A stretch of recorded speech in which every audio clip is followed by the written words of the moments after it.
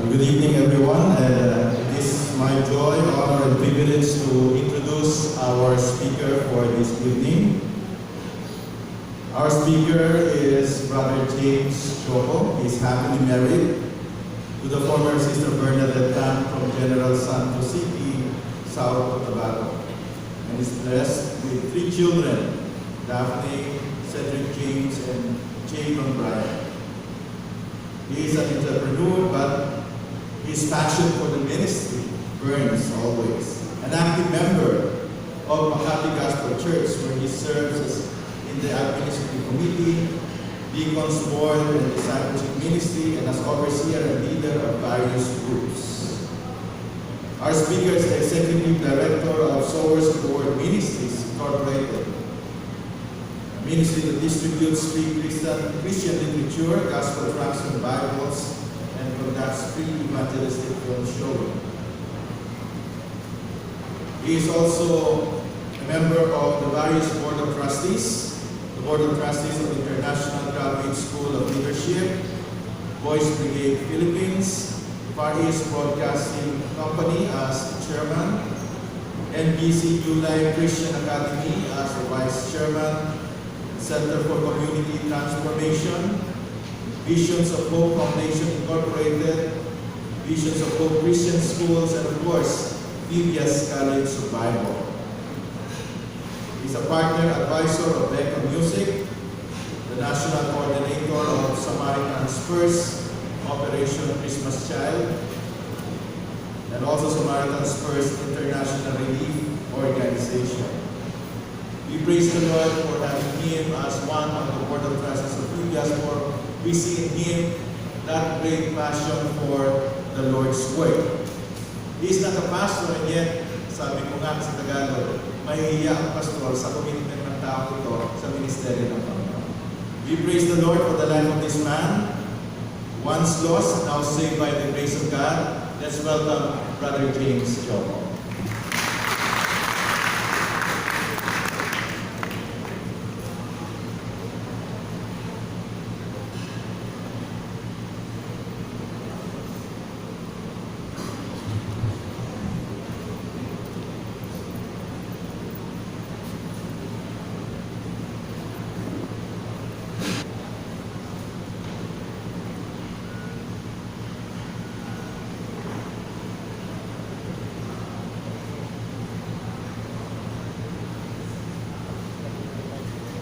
A blessed good evening to each one.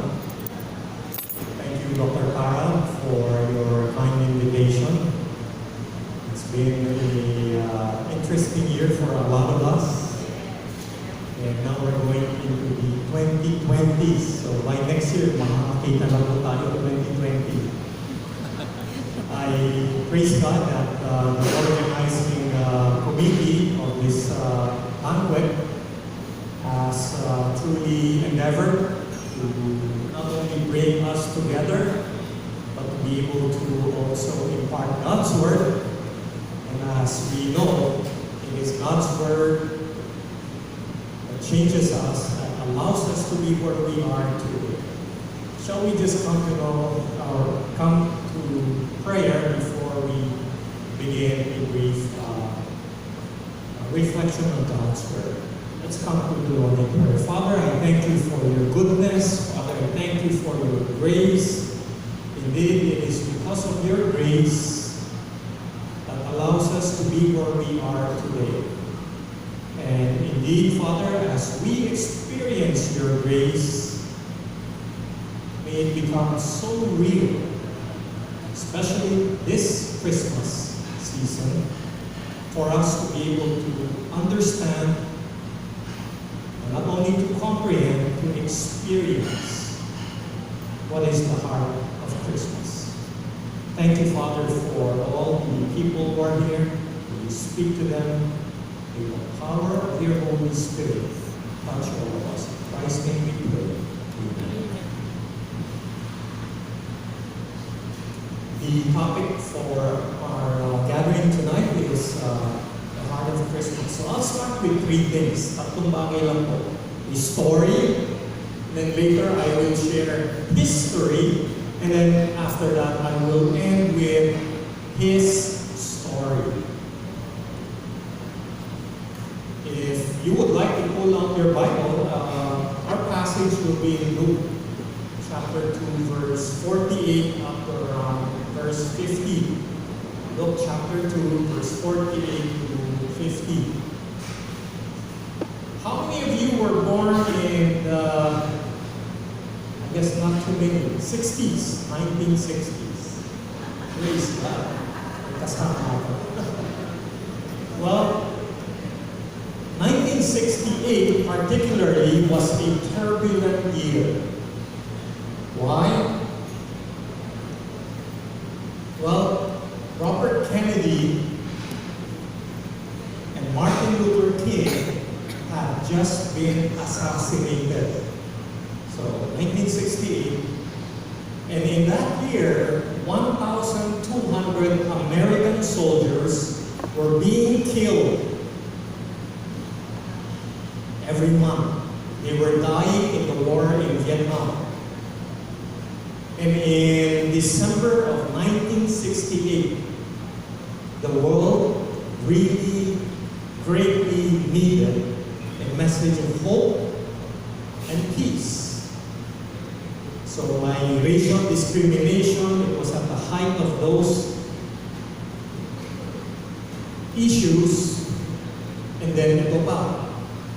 In 1968, 3 astronauts, Jim Lovell, Frank Borman, and William Anders, went on board Apollo 8 and broadcasted live pictures from 4,200 kilometers away. Hindi po sila pumunta ng moon, but umikot po sila ng moon. The Earth radius is 6,300 kilometers. Apollo 8 was the first manned mission that left Earth and left the orbit of Earth and went to the orbit of the moon. Now this photo was taken from Apollo 8, and that historic Christmas Eve shows the Earth, ayun po, as a background, from the side of the moon, the horizon of the moon. So dyan po tayo. Here's something interesting. 6 weeks before the flight, NASA informed the 3 astronauts, you will all be broadcasting, we will broadcast you live. When? On Christmas Eve. Habang kayo umiikot sa moon, mag-broadcast kayo live to Earth. And so according to Borman, sabi niya, the only instruction NASA gave us was to do something appropriate. So napaisip sila, ano bang gagawin natin? Ano bang i-broadcast natin?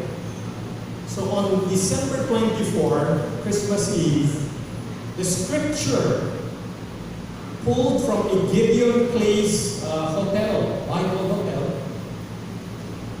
Kinuha nila yung scripture sa hotel, dinala sa spacecraft, at binasa. They read the scripture to an estimated live broadcast at 1 billion. 1 billion people in 64 countries. Kasi isang ikot mo. Ano na, buong mundo na. 1 billion people heard the gospel on Christmas Eve.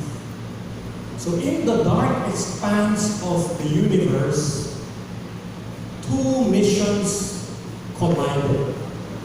The mission of man, which is to send people to space, and the mission of God, to proclaim His word to earth.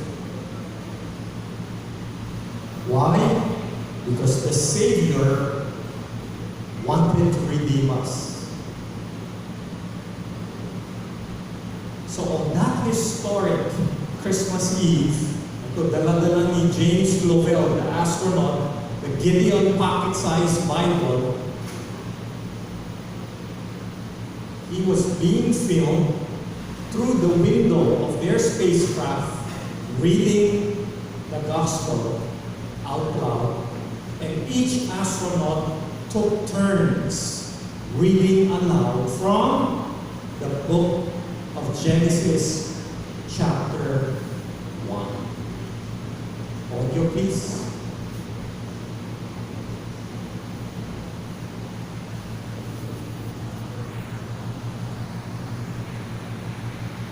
Audio.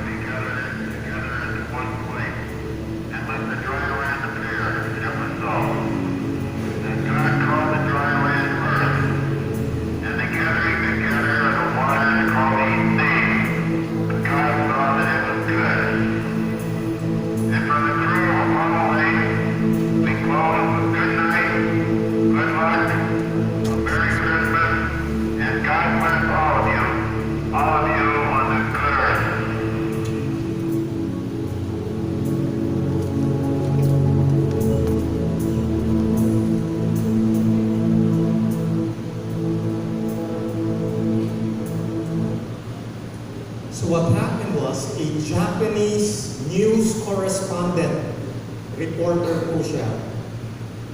In a sense, he was covering the Apollo 8. And at that time, he had to make a report back to Japan. So what he did, he was staying in a Houston hotel. So he telephoned NASA Public Affairs Office to request for a copy of the speech. Ito po. And the speech that the astronauts were reading. So ang nangyari, the Public Affairs Office of NASA told the reporter, "Where are you staying? Are you staying in a hotel?" Sabi niya, "Yes." Well, sabi niya, "Open the desk drawer and you will find a book." So he opened the desk drawer and he found the book and sabi niya, "Go to page 1. The reporter was so fascinated because sabi niya, the instructions were so clear. He found the book, he opened it, sabi niya, the NASA Public Affairs is so very efficient. They even had the mission transcript waiting in my hotel room.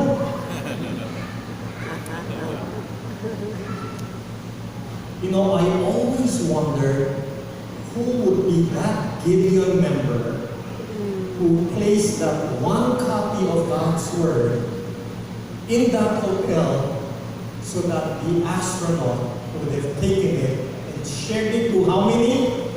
1 billion. We will know when we go to heaven. And so, that is the story I'd like to share. Now we will go to a bit of history. History. Historically, excuse me, I'll just turn this off. I'll turn off the audio.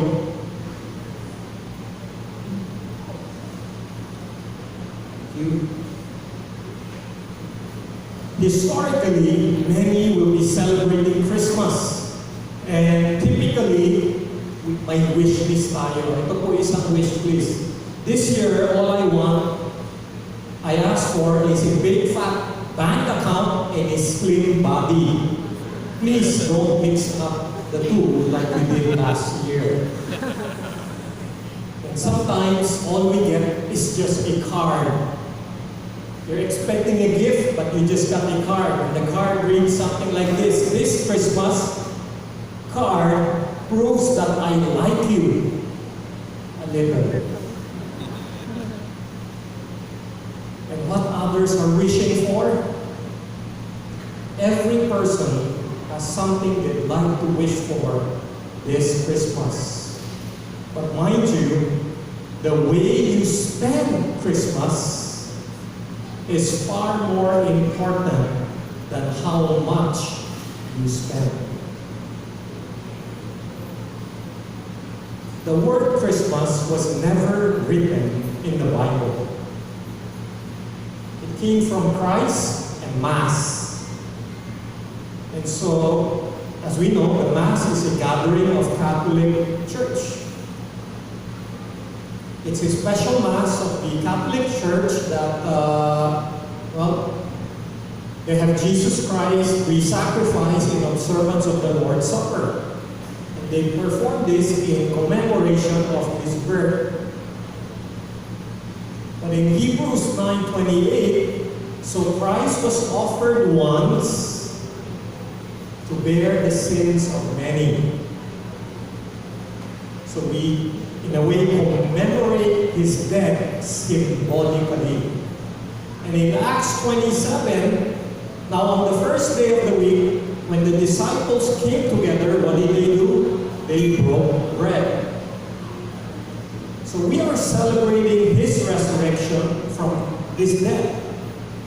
And as a matter of fact, as we celebrate Christmas, the greatest gift wasn't placed under a tree. He was hung on a tree. So according to World Video Bible School, Christmas came about somewhere around 325 AD. This was to be a counter response to pagan festivals. But as we know, December 25th most probably isn't actually the actual day of His birth. So Christmas is celebrated, but in a sense, Christmas is and should be so much more than the gifts that we buy, we give, we receive. More than that, it is a symbolic way for us to remember the much greater gift. So yung history, now we go to His story. There is a book written by Stu Epperson Jr., The First Words of Jesus. And so in Luke chapter 2, verse 48, Mary's first words spoken to Jesus. It showed how she was so much in anxiety. Kasi we all know this was the part when they went and traveled and Jesus, as a young boy, seemingly was lost. Hindi nila makita. Umuwi sila. They came back to Jerusalem after 3 days. Saka nakita. Can you imagine if you lost a child, you only see him after 3 days? Boy. So it brought a lot of frustration and anxiousness aimed at a perfect child. Jesus was a child who was never wrong, Mary and Joseph had divinely known about Jesus through the angel on his birth and about his mission. Narinig na nila from the angel since he was born. But they never understood this. And so finally they found Jesus where? In the temple. And this is what was recorded. When his parents saw him, they were astonished.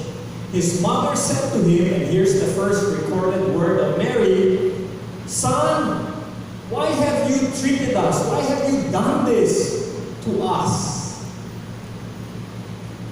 Wow. Imagine this is your first recorded statement and you sound like you are crying. They were very anxious. Your father and I have been anxiously searching for you. Ano bang ginagawa mo?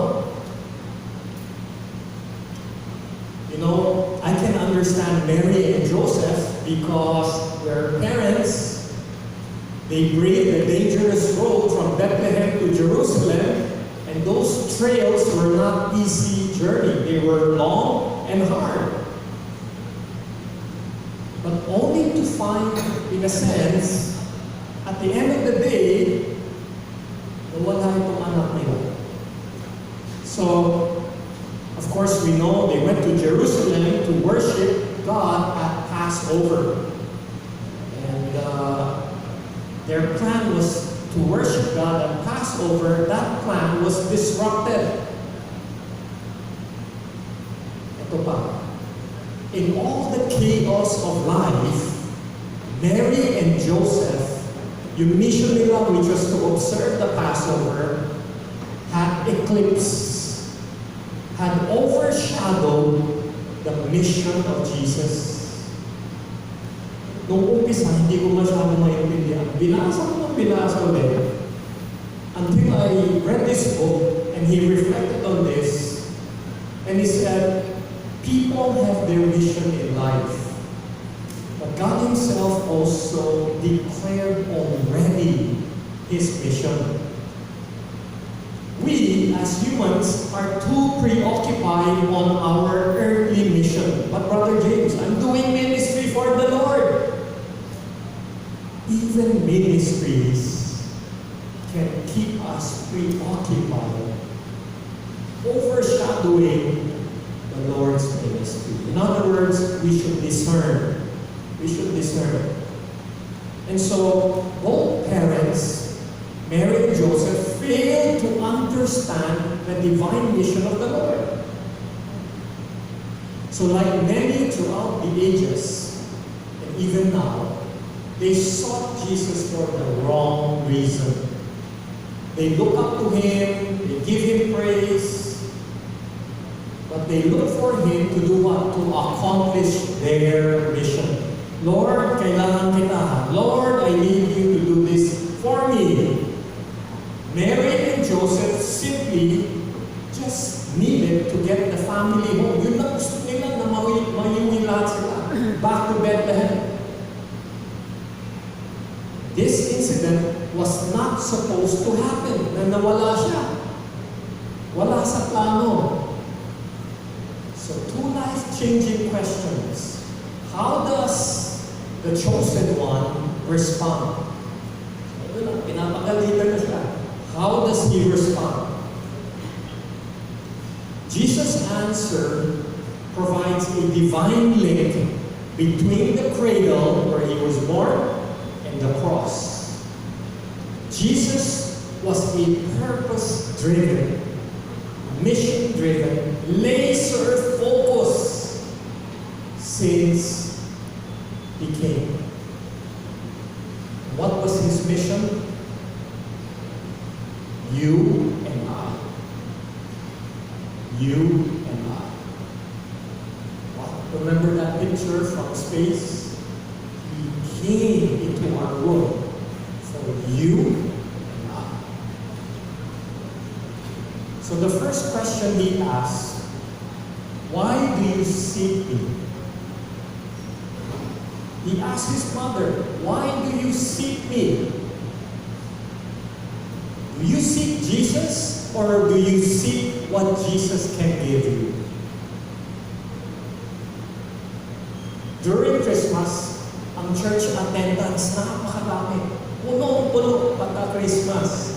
Even those interested in the Christ of Christmas rarely want to do anything with the Christ or the cross of Christ. Interesado sila sa festivity of Christmas. But sometimes when it gets down to the cross of Christ, bearing that cross, taking up daily, nagdadalawang isip na. When the season is in full swing, Christmas, many proclaim, we love Christmas. And it seems the holiday itself has become an idol to many. Yung holiday ang gusto nila, it's not the Christ. So the question now, very few hasten to proclaim we love Christ. Jesus is asking us, why are you seeking me? Just as he asked his mother. Of course, the mother wants to get the child home, but what he meant was, don't you see, I have a mission. Are you with me in my mission or not? So madly rushing means we are rushing here and there doing what? Here and there doing what? We are planning and striving to prepare for that perfect Christmas. So that when Christmas Day comes, everything is perfect. You know, it's about come, adore, on bended knee, Christ the Lord, the newborn King. It's as simple as that. And so he responded with another question. Why do you seek me? And then ito na. Do you know my mission? Let's read Luke chapter 2 verse 49. And he said to them, why did you seek me? The second question, did you not know that I must be about my Father's business? Brilliantly, Jesus answers his first question within another question. So the main thing was, he came for his Father's business. That is his clear mission. So Mary and Joseph were frantically looking for Jesus. 3 days. Bumalik sa Bethlehem. Wala pala dyan. Bumalik sa Jerusalem. They were looking for the lost boy. But they were the ones who were lost.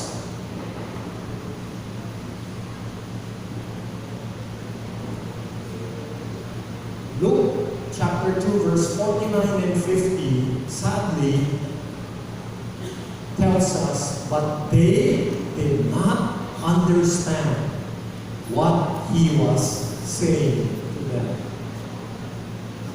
Sadly, our world does not understand Jesus' mission. It did not then, and even today, many are claiming they follow Jesus, but they do not fully grasp his mission. Talagang hindi pa nila naiintindihan. Jesus was about accomplishing his earthly mission, which was started when he was born in that stable, and it will take him all the way to the cross to do what? To glorify the Father and for the salvation of all of us, the lost. So the essence of his mission is the heart of the gospel. He finished what we could not. And he offers us everything we don't deserve. we need to respond to Jesus' first words. Now, this is the first recorded words of Jesus in the Bible. This was when he started his first public ministry. And he said, the time is fulfilled, the kingdom of God is at hand. Two things, repent and believe in the gospel. So, for us believers, the heart of Christmas is found in the gospel of our Lord Jesus Christ. And interestingly, these are the people, the least, were first on the scene at Jesus' birth. The shepherds were there when Jesus was born. It was the least people who were there. And in his earthly ministry, the least were part of his greatest mission, all the way until his death on the cross. The lowly shepherd, the uneducated fisherman, the tax collector, sinners, the poor, the leper, the lame, the blind, the deaf, the Samaritans, the Gentiles, and the lowly thief. How about this as your all-star team? Kung magbubuo tayo ng team, how about this kind of profile? But he chose these kind of people. The least. These were his 7 last words when he was crucified. Let me translate it to simpler form. It's important that we pay particular attention to a huling habilin, the last will of a person, or his last testament. And he tells us 7 things: forgive others. This Christmas, I think we should consider some of these. Heaven is real. Care for your parents. Express your heart to God. Be thirsty for the living water. Don't give up. Finish it. And place your life in God's hand. Paraphrase po. Let me share with you another video. And this video was during the hostilities of World War I in 1914. An incredible thing happened during the war. At this time, nagkaroon ng truce, ceasefire. And this ceasefire occurred right in the middle of the battlefield. Kasi in World War I, naghuhukay po sila ng trenches. Sa kabilang rin, may hukay rin, the British and the Germans. They were just 20 yards apart from each other, and they're shooting and killing each other until something happened. Let's watch this.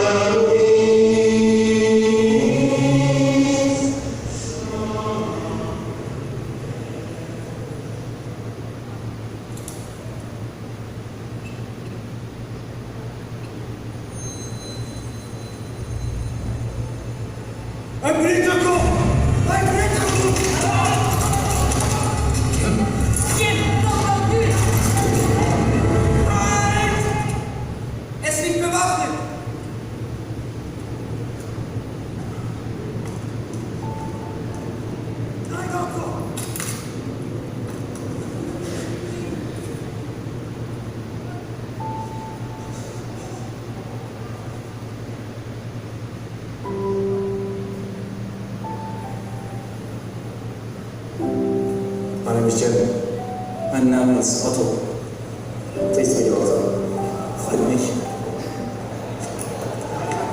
Those she's gone and soon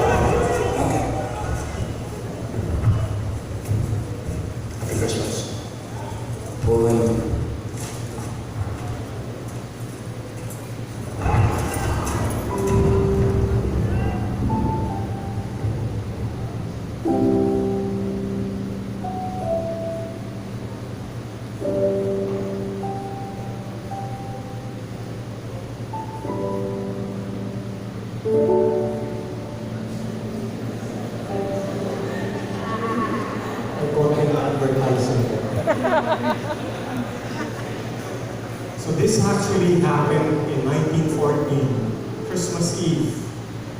What I gathered was 100,000 soldiers were involved in this truce. But as you can see, even in the midst of war, of bloodshed, people really needed a Savior. John 3:16 says it very well. The love of God came down to earth. This is why we celebrate. As a matter of fact, the acronym gospel is found in John 3:16.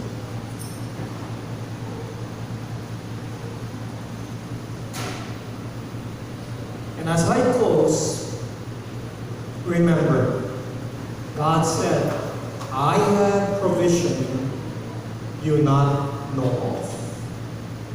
This reminds us that God may provide in times of need, when we need peace, we need His healing, we need His mercy, and most especially His forgiveness. Sometimes He does provide from familiar resources, but oftentimes He provides from unexpected resources. Let me end with just one video. Some of you might have watched it. It is entitled The Traitor. You and I might spend about 70 to 80 years on this earth. Not long when you consider the timeline of eternity. Have you ever wondered what life is all about? Every day we get bombarded with a message to pursue the things of this world. Make money, get stuff, be comfortable, live well. More, and me. That's the prevailing message of our day. Our generation has the hijacked version of the American dream.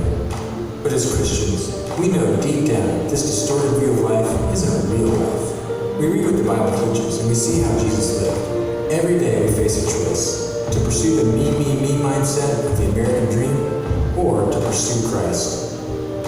What if this generation was willing to trade in the pursuit of the American dream for a world that desperately needs Christ?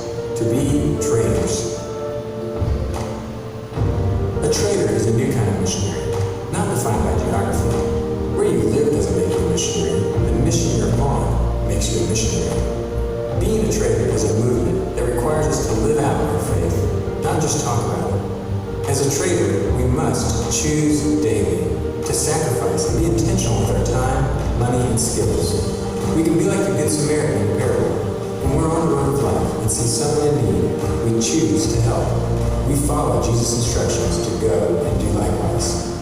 A traitor must hate injustice and find specific ways to bring the hope found in Jesus to desperate situations. It's easy to identify what you hate. What makes your heart break and your fists clench? A traitor sees work as worship. everything you do in life, including your job, can be an opportunity to worship the God who created you. Because God is glorified when we use our God-given passions and skills with excellence. And finally, a trader must act swiftly, because the time is right now. The result of all this would be a generation of traders who are making choices with their time, money, and passions that are kingdom-focused and not self-focused, so that our short time here can have an eternal impact.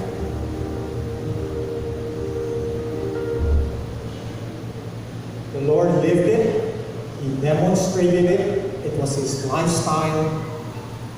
May we truly experience peace on earth and mercy mild, and sinners reconciled. And when Mary and Joseph found Jesus, they found peace and a whole new purpose, even in their own mission. May the heart of Christmas allow believers to think and thinkers to believe. The Lord bless you, and I pray that all of us someday would find us, the Lord would find us faithful, that we would become traders. A blessed Merry Christmas.